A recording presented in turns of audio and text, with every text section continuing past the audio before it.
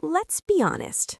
If motivation were a person, it would be that friend who says, "Bro, I'm on the way," when they haven't even showered yet. And here you are, waiting, hoping today will magically feel different. But here's the truth nobody tells you. Motivation isn't supposed to show up first. You are. Think of your brain like a car in winter. It doesn't start instantly.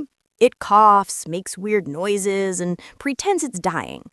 But once it warms up, smooth. So instead of asking, "How do I get motivated?" try this. Do the smallest possible version of what you're avoiding. Too tired to work out? Do 5 squats. Don't want to study? Read 1 paragraph. Not in the mood to clean? Pick up literally 1 sock. Because here's the cheat code. Action creates motivation, not the other way around. And once you start, even if it's tiny, you trick your brain into thinking, "Oh, we're doing this? Okay then." Before you know it, you've done more than you planned, you feel better than you expected, and your motivation finally shows up like, "Hey, sorry I'm late."